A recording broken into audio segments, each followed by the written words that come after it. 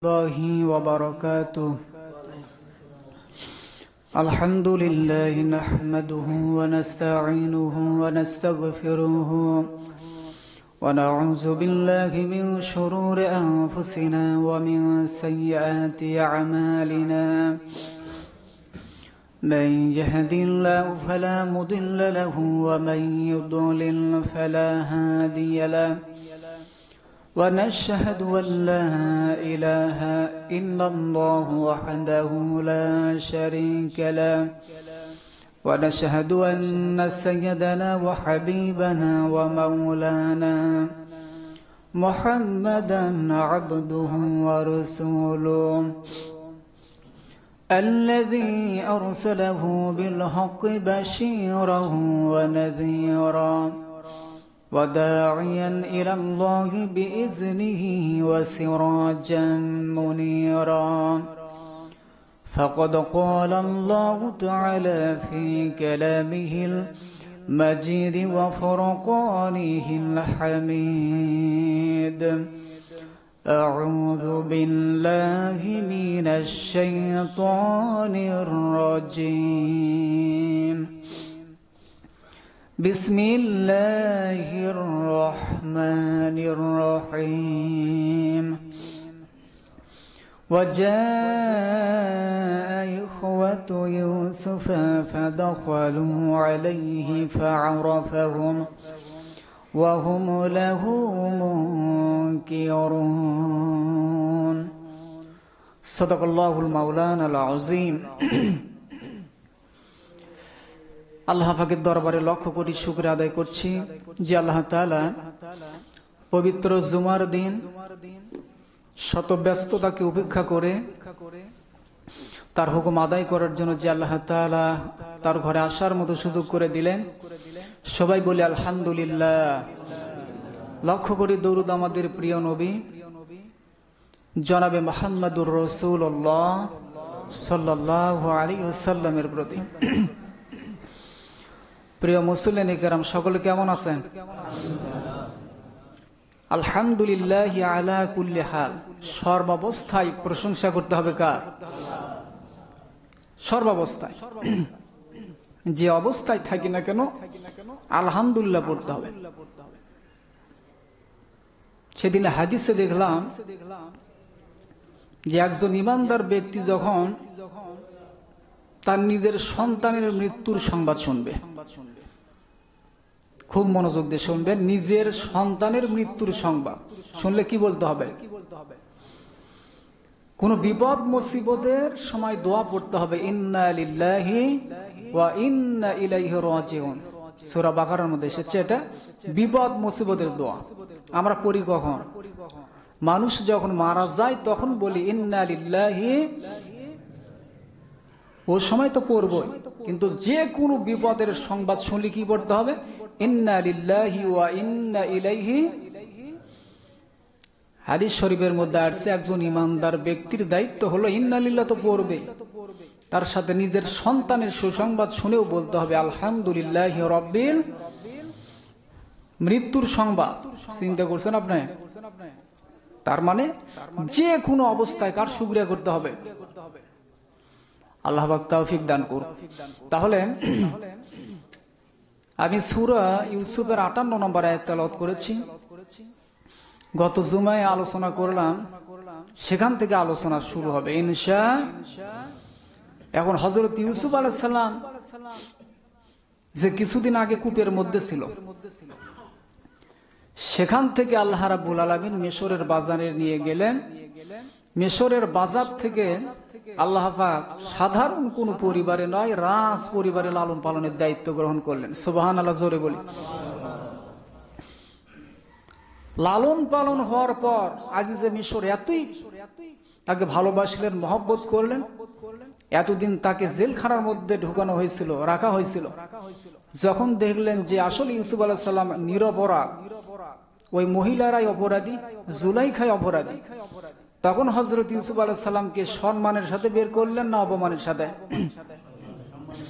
সম্মানের সাথে কিন্তু হযরত ইউসুফ আলাইহিস সালামকে বের করলেন। এখান থেকে কি বোঝা গেল? বোঝা গেল এটাই যে যারা নিরপরাধ যে কোনো আলেম হতে পারে, হাফেজে কোরআন হতে পারে, যে কোনো মুসলমান হতে পারে, যে কোনো মানুষ হতে পারে, নিরপরাধ অবস্থায় যদি জেলখানার মধ্যে ঢোকে, আল্লাহ রাব্বুল আলামিন তাকে সম্মানের সাথে বের করেন। সুবহানাল্লাহ জোরে বলেন। এটা ব্যাখ্যা দেওয়ার কি আর দরকার আছে? বাংলার জমিনে তো দেখলাম যাদেরকে জেলখানার মধ্যে ঢুকানো হলো, যে সকল আলেমদেরকে, ওরা জেলখানার মধ্যে ঢোকার আগে ওদের ভিজিট ছিল 20,000, জেলখানা থেকে বের হওয়ার পর ওদের ভিজিট হয়ে গেছে 20 দুগুণ 40,000। বুঝতে পারছেন? এমনকি কিছুদিন আগে রফিকুল ইসলাম মাদানী বলল যে আমার কাছে প্রায় হাজার হাজার ফোন আসে প্রত্যেক দিন। কিসের জন্য? মাহফিলের ডেটের জন্য। তার মানে আল্লাহ রাব্বুল আলামিন কোরআনের জন্য, ইসলামের জন্য যে সকল নিরপরাধ আলেমরা জেল খাটে, আল্লাহ রাব্বুল আলামিন তাদেরকে জেলখানার থেকে বের করেন সম্মানের সাথে। সুবহানাল্লাহ জোরে বলেন। আল্লামা সাঈদী জেলখানার মধ্য থেকে বের হওয়ার পরে বাংলাদেশের এমন কোন মাঠ ছিল না যে মাঠে ওনার লোক ধরতো। কথা বলেন ঠিক কিনা? কিন্তু আমাদের কপালে ওনার আলোচনা শোনার আর সুযোগ নাই। আল্লাহ পাক আল্লামা সাঈদীকে শাহাদতের মর্যাদা দিয়ে আল্লাহ পাক তাকে জান্নাতুল ফেরদাউসের মেহমান করুক। সবাই বলে আল্লাহুম্মা আমিন।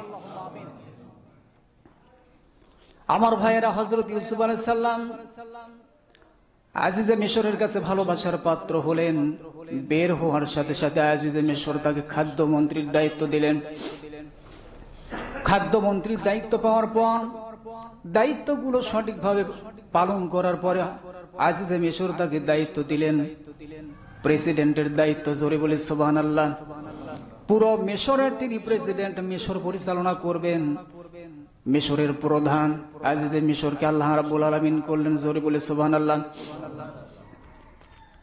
হযরত ইউসুফ আলাইহিস সালামকে মিশরের প্রধান করলেন আল্লাহ পাক। কোরআনে কারীমের মধ্যে আল্লাহ পাক জানিয়ে দিচ্ছেন, ওয়া তুইজ্জু মান তাশা ওয়া তুযিল্লু মান তাশা বিয়াদিকাল খায়র। জোরে বলুন আল্লাহু আকবার। আল্লাহ রাব্বুল আলামিন বলেন, আমি যাকে ইচ্ছা সম্মান দেই, যাকে ইচ্ছা অপমানিত করি। সমস্ত মঙ্গল কল্যাণ সে আল্লাহ রাব্বুল আলামিনের হাতে। দেখেন হযরত ইউসুফ আলাইহিস সালামকে অপমানিত করার জন্য ওরা বারবার ওই 10 ভাই এত চেষ্টা করেছে, কিন্তু অপমানিত করলেন না আল্লাহ পাক। আল্লাহ রাব্বুল আলামিন কূপ থেকে উঠাইয়া মিশরের প্রধান বানিয়ে দিলেন। জোরে বলে সুবহানাল্লাহ। তাহলে সম্মান দেওয়ার মালিককে, অপমানিত লাঞ্ছিত করার মালিকও আমার আল্লাহ। হযরত ইউসুফ আলাইহিস সালাম এখন মিশরের প্রধান। আমার ভাইরা সারা দুনিয়ায় ওই যে স্বপ্ন দেখেছিলেন আজিজে মিশর যে দুর্ভিক্ষ হবে। প্রথম 7 বছর হযরত ইউসুফ আলাইহিস সালাম যে পরিকল্পনা নিয়েছিলেন, পরিকল্পনা অনুযায়ী প্রথম 7 বছর তারা তাদের যা খাবারের প্রয়োজন সে খাবারগুলো তারা গ্রহণ করেছেন। আর পরবর্তী 7 বছরের যে খাবার তারা হযরত ইউসুফ আলাইহিস সালামের পরিকল্পনা অনুযায়ী তারা গুদামজাত করেছে। জোরে বলে সুবহানাল্লাহ। গত জুমায় বলেছিলাম যে খাদ্যমন্ত্রী যদি কোনো ব্যক্তি হয় তার মধ্যে কমপক্ষে 3টি কোয়ালিটি থাকা লাগবে। তার প্রথম কোয়ালিটি হলো ভালো ফসল যেন হয়, উন্নত মানের ফসল যেন হয়, ফলন যেন বেশি হয়, এই জ্ঞান থাকা লাগবে। এটা হলো নাম্বার 1। নাম্বার 2 হলো খাদ্যটা সঠিকভাবে যেন গুদামজাত করা যায়, সংরক্ষণ করা যায়, এই জ্ঞানও তার থাকা লাগবে। আর নাম্বার 3 হলো এই খাদ্যটা সরবরাহ করার ক্ষেত্রে একেবারে সূক্ষ্মভাবে ব্যালেন্স করে এটা সরবরাহ করা লাগবে। জোরে বলে আল্লাহু আকবার। এই 3টি জ্ঞানী কিন্তু হযরত ইউসুফ আলাইহিস সালামের মধ্যে ছিল। আমার দেশে একজন খাদ্যমন্ত্রী ছিলেন টাকলা। ওই টাকলা কোনো প্রকার পরিকল্পনা ছিল না, তেমন জ্ঞান ছিল। আর জ্ঞান শুধু আলেমদের কেমনে ফাঁসানো যাবে, ঠিক কিনা বলেন? সিন্ডিকেট করে কোটি কোটি টাকার মালিক হলো ব্যবসায়ীরা। সাধারণ মানুষ পেঁয়াজের দাম বেশি, ডালের দাম বেশি, নিত্য প্রয়োজনীয় জিনিসপত্রের দাম বেশি, এটা ব্যালেন্স না করে ওর টার্গেট শুধু বেগম পাড়ায় কিভাবে বাড়ি কিনবো, আর আলেম ওলামাদেরকে কিভাবে ফাঁসাবো, সাধারণ মুসলমানদের উপর কিভাবে জুলুম নির্যাতন করব, আর মামলা দিয়ে জেলখানার মধ্যে ঢুকাবো, এই ছিল ওই টাকলার মাথার মধ্যেই কৌশল। কথা বলুন ঠিক কিনা? এখন চিন্তা করুন, এই তিনটি কোয়ালিটি কিন্তু ইউসুফ আলাইহিস সালামের মধ্যে ছিল। তাই তো খাদ্যমন্ত্রী বানায় দ্বিতীয়বার তাকে শেষ পর্যায়ে তাকে প্রেসিডেন্ট করা হলো। ওই যে পরিকল্পনা নিলেন 7 বছর দুর্ভিক্ষ হবে, দুর্ভিক্ষের বছরগুলো যখন চলে আসলো তখন চারিদিকে শুধু খাবারের সংকট। হযরত ইউসুফ আলাইহিস সালাম তো রাজ সিংহাসনে, চারিদিকে খাবারের সংকট।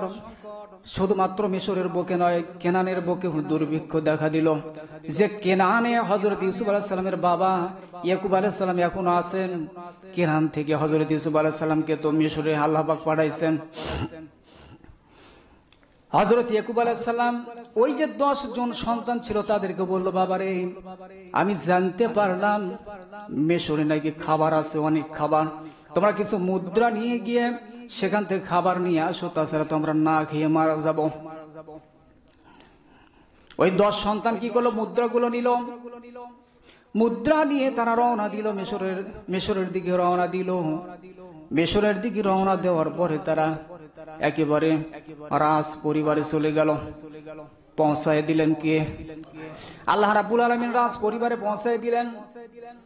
সেই কথাটি আল্লাহ রাব্বুল আলামিন সূরা ইউসুফের মধ্যে কোট করে জানিয়ে দিচ্ছেন, ওয়াজা ইখওয়াতু ইউসুফ ফাদাখালু ফাআরাফাহুম ওয়া হুম লাহু মুনকিরুন। আল্লাহু আকবার। এখন কিন্তু শীতকাল, আল্লাহু আকবার একটু আরো জোরে বলেন, গাওটা না গরম হোক নাকি বলেন।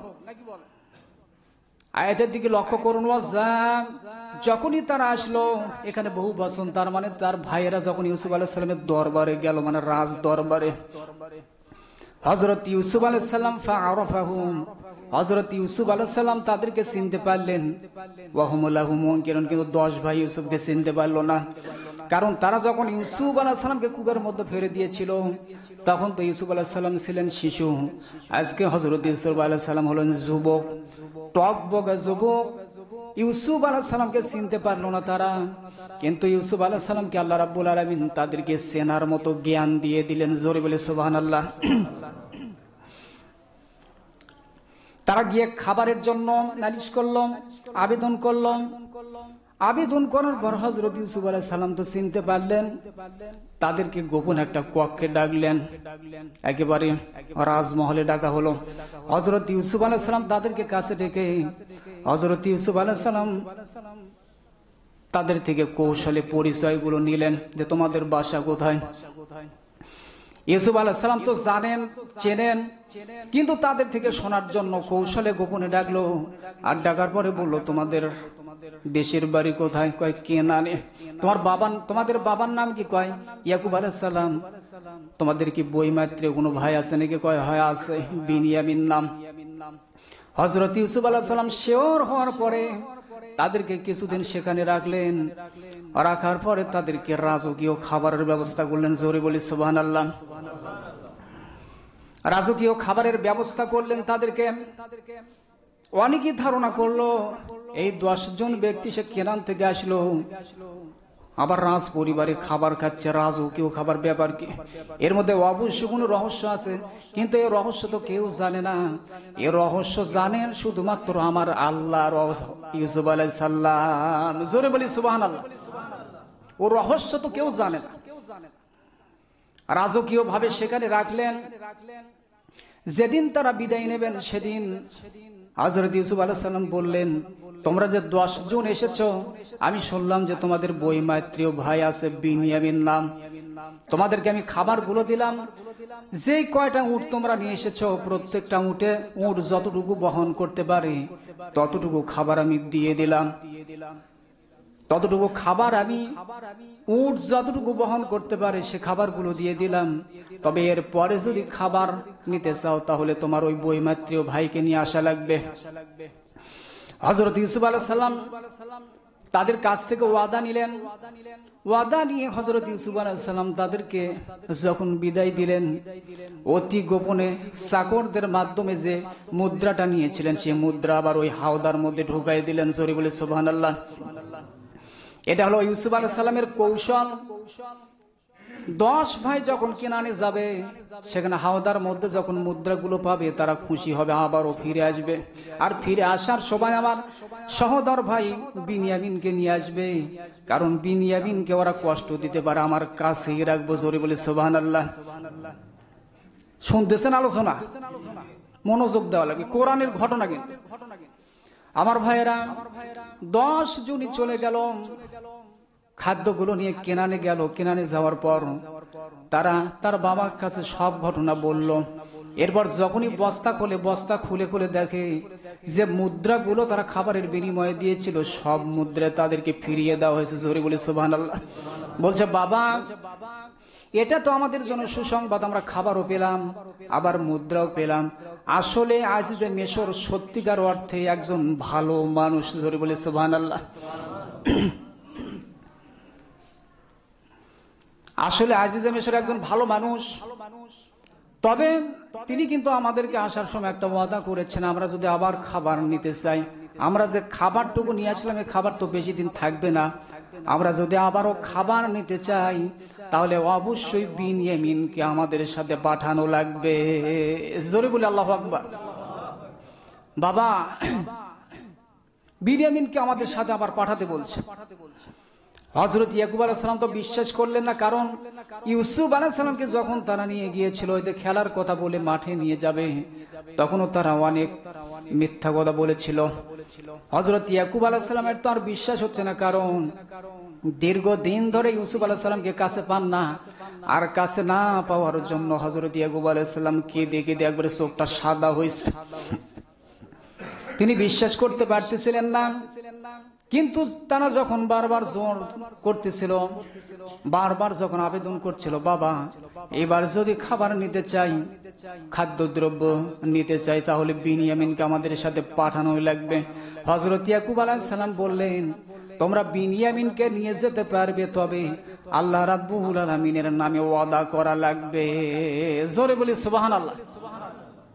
আল্লাহর নামে প্রতিজ্ঞা করা লাগবে। তোমাদের উপর আমার কোনো বিশ্বাস, কারণ ওই যে চুন খেয়ে জিহ্বা পুড়ে গেলে দই দেখে ভয় আসে না? নাই? গই গ্রামে একটা কথা আছে না, চুন খেয়ে জিহ্বা পুড়ে গেছে, দই দেখলি ভয়। কথা বলেন ঠিক কিনা? আমাদের বাংলাদেশেও তাই। আমাদের বাংলাদেশের অবস্থা হয়েছে, যেখানে যাবেন প্রতারণা আছে না? নাই?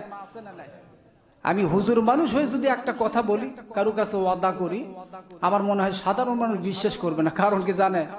কারণ যেখানেই যাচ্ছে সেখানেই প্রতারণা আছে না? নাই? কাকে বিশ্বাস করবে না? এই পরিবেশ থাকবে না।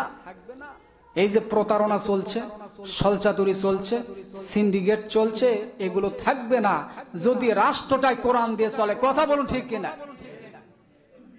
যেখানে যাবেন সেখানে এই 2 নম্বরই চলছে। অথচ ও কিন্তু নামাজও পড়ে, ঠিক কিনা বলে?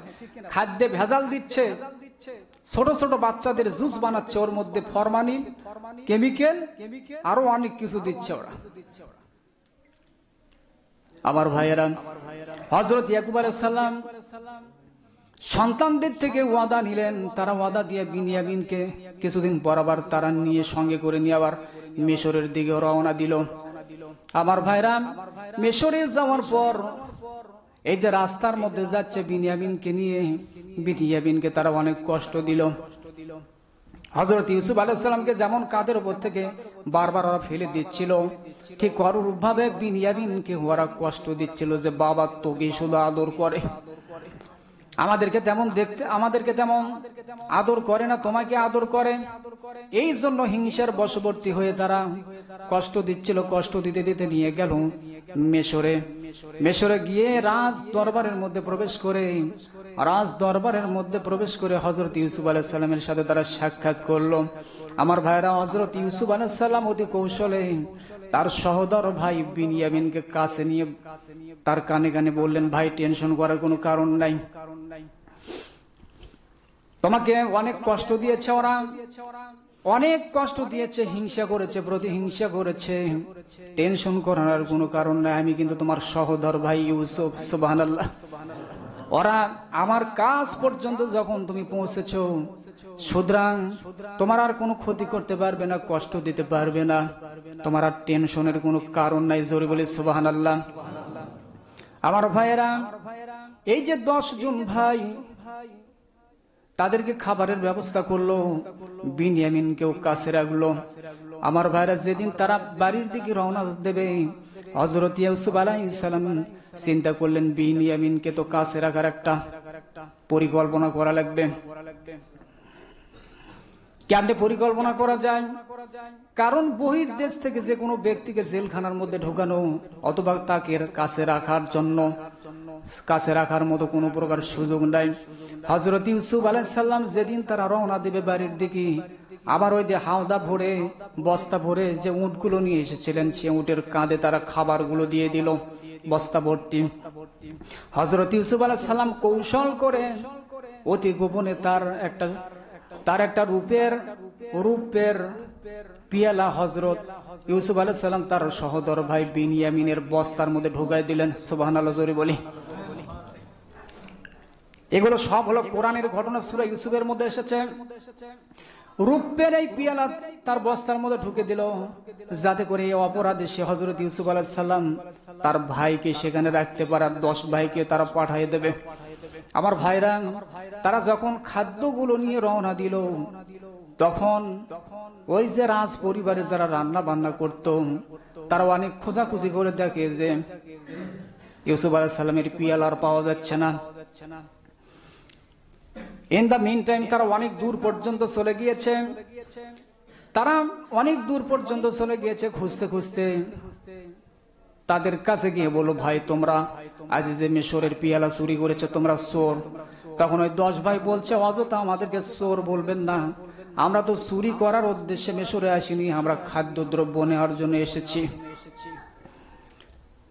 সকলের বস্তা খুলে খুলে খুঁজতে লাগলো। বস্তা খুলে খুলে খুঁজতে খুঁজতে শেষে বিনিয়ামিনের বস্তার মধ্যে দেখে যে রৌপ্যের পিয়ালা। তখন বলল, এই যে আগেই তো আমরা সন্দেহ করেছিলাম যে তোমরা চোর, এই যে বিনিয়ামিনের বস্তার মধ্যে যে পিয়ালা, এটাই তো আজ যে মিশরের পিয়ালা। জোরে বলে আল্লাহু আকবার। হযরত ইউসুফ আলাইহিস সালামের কাছে সকলকে নিয়ে আসলো। ইউসুফ আলাইহিস সালাম তো আগে থেকেই মনে মনে চিন্তা করতেছিলেন বিনিয়ামিনকে কিভাবে কাছে রাখা যায়। এবার আল্লাহ তার মনের আশা পূরণ করেছেন। হযরত ইউসুফ আলাইহিস সালাম মনে মনে চিন্তা করতেছেন, খুশি হচ্ছেন আর চিন্তা করতেছেন, আমি যা মনে চাইলাম, আমার যা মনের আকাঙ্ক্ষা, আল্লাহ রাব্বুল আলামিন সে আকাঙ্ক্ষাই পূরণ করলেন। জোরে বলি সুবহানাল্লাহ। ওই 10 জন এসেছে রাজ দরবারে, বিনিয়ামিনও এসেছে। এসে তারা 10 জনই বলছে, আমরা তো চুরি করিনি, চুরি করেছে বিনিয়ামিন। শুধুমাত্র এই একাই চোর না, এর বড় ভাই ইউসুফ কিন্তু চোর ছিল। জোরে বলে নাউজুবিল্লাহ। বলতেছে কিন্তু ইউসুফ আলাইহিস সালামের দরবারে কিন্তু বলতেছে এর বড় ভাই ইউসুফ কিন্তু চোর ছিল। আচ্ছা, তারা 10 ভাই যে কথাটা বলছে, এটা সত্য না মিথ্যা বলতেছে। কিন্তু ইউসুফ আলাইহিস সালামের দরবারে হযরত ইউসুফ আলাইহিস সালাম মনে মনে চিন্তা করতেছেন, এত বড় বাটপার, আমি তো সারা জীবন কোনোদিন চুরি করি নাই। ইউসুফ আলাইহিস সালামকে তারা চিনতে না পেরে তারা বলছে, বিনিয়ামিন শুধু চোর নয়, এর ভাই ইউসুফও চোর ছিল। আমার ভাইরা, হযরত ইউসুফ আলাইহিস সালাম নবী হিসেবে তিনি কথাটা হজম করলেন। এরপর হজম করার পরে তিনি চিন্তা করলেন, এখন তো আমার পরিচয় আর গোপন রাখা যাবে না। এখন যদি আমি আমার পরিচয় গোপন রেখে তো আর পরিচয় কোনো লাভ হবে না। হযরত ইউসুফ আলাইহিস সালাম বললেন, কি বললেন আপনারা? এর বড় ভাই চোর ছিল, এটা আবার কোন ধরনের কথা? সে ইউসুফ আলাইহিস সালাম এখন কোথায়?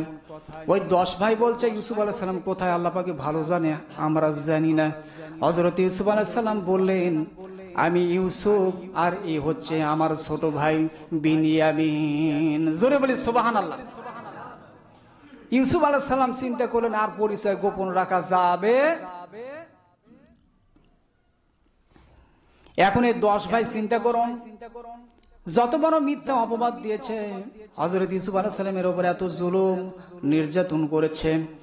আমার ভাইরা, তারা ইউসুফ আলাইহিস সালামের দরবারে উপস্থিত আর ইউসুফ তো এখন সাধারণ মানুষ না, তিনি হচ্ছেন প্রেসিডেন্ট অফ মিশর, মিশরের প্রেসিডেন্ট। এখন ইউসুফ আলাইহিস সালামের শরীরের শক্তি কম না বেশি? তার পাওয়ার, তার ক্ষমতা কত বেশি চিন্তা করুন।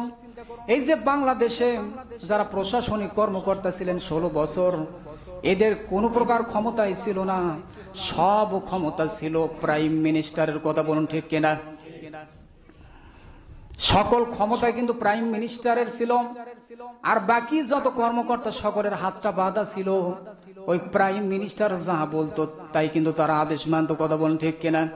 যদি তাই না হবে, 5ই আগস্টের পূর্বে যে সকল আলেমের জামিন হলো না, নিরপরাধ মানুষের জামিন হলো না, সেই সকল নিরপরাধ ব্যক্তিরা 5ই আগস্টের পরে তারা একেবারে একাধারে জামিন হচ্ছে। কারণটা কি? কারণ তো ওটাই, যেই সকল বিচারকরা আগে রায় লিখেছে ওই প্রধানমন্ত্রীর হুকুমে। কথা বলুন ঠিক কিনা? কিন্তু প্রধানমন্ত্রী যখন নাই তখন তারা একেবারে সকলকেই মুক্তি দিচ্ছে। জোরে বলে আল্লাহু আকবার। তাহলে একজন প্রধানমন্ত্রীর পাওয়ার কথা আপনি বুঝতেছেন। ইউসুফ আলাইহিস সালাম প্রেসিডেন্ট অফ মিশর, মিশরের প্রেসিডেন্ট। ইচ্ছা করলে 10 জন ভাইকে তিনি কিন্তু কারাগারের মধ্যে ঢুকাতে পারতেন। ঠিক কিনা বলুন? এই 10 জন ভাইকে তিনি কারাগারের মধ্যে এখনই ঢুকাবেন, এটা ওয়ান টাইমের ব্যাপার। কথা বলুন ঠিক কিনা? ওই 10 জন ভাই যখন ইউসুফ আলাইহিস সালামের পরিচয় জানতে পারলো, তখন বলল, ভাই সত্যিকার অর্থে আপনার সাথে আমরা যা করেছি এটা বড় একটা অন্যায় হয়েছে। আপনার সাথে যা করেছি, আপনাকে জুলুম করেছি, কূপের মধ্যে ফেলে দিয়েছি, বিনিয়ামিনকে কষ্ট দিয়েছি, এটা আমরা অপরাধ করে ফেলেছি, ক্ষমা করে দিয়েছি, অপরাধ করে ফেলেছি, ভুল করে ফেলেছি। সুতরাং আপনি যদি আমাদেরকে এখন ক্ষমা না করেন, আল্লাহ রাব্বুল আলামিনও ক্ষমা করবেন না। জোরে বলে আল্লাহু আকবার। হযরত ইউসুফ আলাইহিস সালাম চিন্তা করুন, কত বড় মনের একজন মানুষ, আল্লাহ পাকের পয়গম্বর। তাই তো আল্লাহ রাব্বুল আলামিন হযরত ইউসুফ আলাইহিস সালাম যে জবাবটা দিয়েছিলেন সূরা ইউসুফের মধ্যে কোট করে দিয়ে আল্লাহ রাব্বুল আলামিন জানিয়ে দিচ্ছেন। হযরত ইউসুফ আলাইহিস সালাম বললেন, লা তাসরিবা আলাইকুমুল ইয়াউম ইয়াগফিরুল্লাহু লাকুম ওয়া হুয়া আরহামুর রাহিমিন। আল্লাহু আকবার বল। হযরত ইউসুফ আলাইহিস সালাম বলেন, লা তাসরিবা আলাইকুমুল ইয়াউম, আজকের দিনে তোমাদের বিরুদ্ধে আমার কোনো ক্ষোভ নেই, কোনো প্রতিশোধের কোনো মনোভাব আমার মধ্যে নেই, তবে আমি তো ক্ষমায় করে দিলাম। ইয়াগফিরুল্লাহু লাকুম, আল্লাহ রাব্বুল আলামিন তোমাদেরকে ক্ষমা করুক। জোরে বলে আল্লাহু আকবার। খুব ভালো করে বুঝবেন, হযরত ইউসুফ আলাইহিস সালাম কিন্তু অপরাধ, ইউসুফ আলাইহিস সালামের কাছে তারা এখন অপরাধী। হযরত ইউসুফ আলাইহিস সালাম ক্ষমা করে দিয়েছেন, আর তো কারো ক্ষমা করার এখানে দরকার নাই। ঠিক কিনা বলুন? যেমন ধরুন, আপনাকে একজন থাপ্পড় মেরেছে অন্যায় ভাবে, আপনার থেকে ক্ষমা যদি না চেয়ে আরেকজনের কাছে গিয়ে বলে, ভাই একটু ক্ষমা করেন, আপনাকে আমি থাপ্পড় মারছিলাম, ওই ভাইকে আমি থাপ্পড় মারছিলাম, আপনি আমাকে ক্ষমা করেন, এটা উল্টা হবে না সিধা হবে? যাকে থাপ্পড় মারছেন সে ক্ষমা করলি হলো। ঠিক কিনা বলুন? ইউসুফ আলাইহিস সালাম বলেন, আমি তো ক্ষমা করে দিলাম। ইয়াগফিরুল্লাহু লাকুম, আল্লাহ রাব্বুল আলামিন তোমাদেরকে ক্ষমা করুক। জোরে বলে আল্লাহু আকবার। তার মানে কি, একজন মানুষকে যখনই আপনি কষ্ট দেবেন, কষ্ট যখনই দিবেন তখন সে তো ক্ষমা করবেই, পাশাপাশি একজন আল্লাহ পাকের বান্দাকে কষ্ট দেওয়ার কারণে আমার আল্লাহও নারাজ হয়ে যান। এই জন্য ইউসুফ আলাইহিস সালাম বললেন, আমি তো ক্ষমা করে দিলাম, মনে হয় আমার আল্লাহও নারাজ হয়েছেন, আল্লাহ যেন আপনাদেরকে ক্ষমা করে। জোরে বলি আল্লাহু আকবার। নারাজ শুধু আমি হই নাই, কারণ একজন মানুষকে কষ্ট দেওয়া মানে হচ্ছে পৃথিবীর সমস্ত মানুষকে কষ্ট দেওয়া। কথা বলুন ঠিক কিনা? আমি তো ক্ষমা করে দিলাম, আল্লাহ আপনাদেরকে ক্ষমা করুক। জোরে বলি সুবহানাল্লাহ। দেখছেন?